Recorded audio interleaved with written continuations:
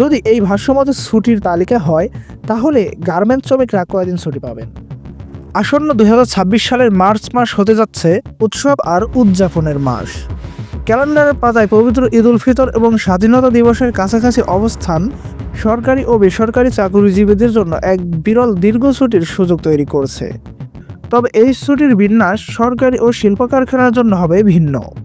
চাঁদ দেখা সাপেক্ষে যদি 20 মার্চ পবিত্র ঈদ উল ফিতর উদযাপিত হয়, তবে সরকারি ক্যালেন্ডার ও প্রথা অনুযায়ী ছুটির ছকটি হতে পারে 19 মার্চ বৃহস্পতিবার ঈদের সাধারণ ছুটির শুরু, 20 মার্চ শুক্রবার পবিত্র ঈদ উল ফিতর এবং জুমাতুল বিদা, একই সাথে সাপ্তাহিক ছুটি, 21 মার্চ শনিবার ঈদের ছুটি এবং সাপ্তাহিক ছুটি, 22 মার্চ রবিবার এটি ঈদের ছুটি, 23 মার্চ সোমবার ঈদের সাধারণ ছুটি, 26 মার্চ বৃহস্পতিবার মহান স্বাধীনতা দিবস এটিও সাধারণ ছুটি। মাঝে থাকে 24 ও 25 মার্চ মঙ্গলবার ও বুধবার।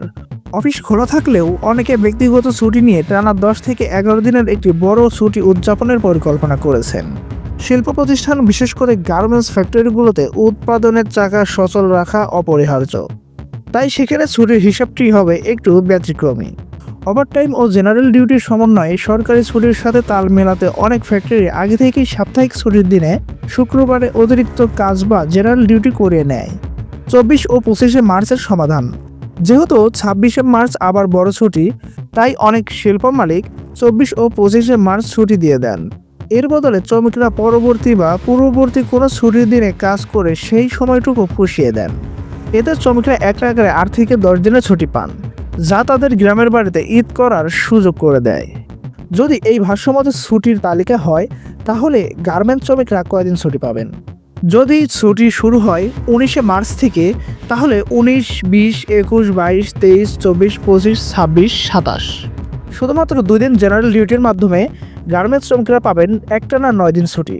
এক্ষেত্রে যদি কোনো ফ্যাক্টরি অতিরিক্ত জেনারেল ডিউটি করে থাকে, যেমন 3 দিন বা 4 দিন, তাহলে সেই ছুটি দাঁড়াবে 9 থেকে 11 দিন পর্যন্ত। আপনারা যদি এরকমই ইনফরমেটিভ ভিডিও পেতে চান, তাহলে অবশ্যই আমাদের সাথেই থাকুন এবং সাবস্ক্রাইব করে রাখুন আমাদের ইউটিউব চ্যানেলটি। ধন্যবাদ সবাইকে।